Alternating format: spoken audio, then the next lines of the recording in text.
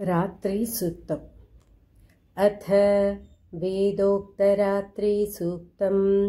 ॐ रात्रीति अष्टर्चस्य सूक्तस्य कुशिकऋषिः रात्रिर्देवता गायत्री छन्दः श्रीजगदम्बा प्रीत्यर्थे सप्तशतीपाठादौ जपे विनियोगः। ॐ रात्रि व्यख्यदायति पुरुत्रा देव्या अक्षभिः विश्वा अधिश्रियो ओधिता वोर्वप्र अमर्त्या निवतो देव्यो उद्वताः ज्योतिषा बाधते तमाः निरुस्वसारमस्कृतोषसन् देव्यायति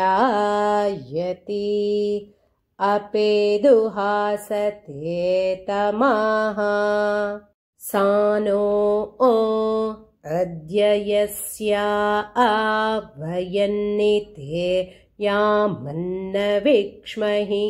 वृक्षेण वसते वयाः निग्रामा आसो अविक्षत निपद्वन्तो निपक्षिणाः निश्येनासश्चिदर्थिनाः यवया आवृक्या अवृकैयवयस्तेन मूर्म्ये अथा आनस्सुतरा आभव उपमापेपिषत्तमः कृष्णव्यक्तमस्थिता उषऋणेव यातया उपतेग इवाकरं वृणीष्वदुहितर्दिवः रात्रिस्तोमन्न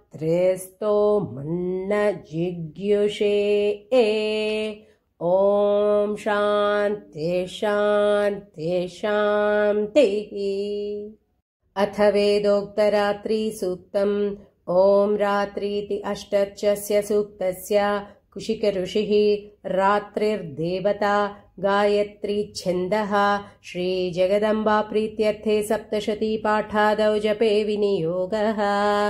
ॐ रात्रि व्यख्यदायते पुरुत्रा देव्या अक्षभिः विश्वा अधिश्रियो ओधिता वोर्वप्र अमर्त्या निवतो देव्यो उद्वताः ज्योतिषा बाधते तमाः निरुस्वसारमस्कृतोषसन् देव्यायति अपेदुहासते तमाः सानो अद्य यस्या आवयन्निते यामन्नविक्ष्महि वृक्षेण वसते वयाः निग्रामा आसो अविक्षत निपद्वन्तो निपक्षिणाः निश्येनासश्चिदर्थिनाः यवया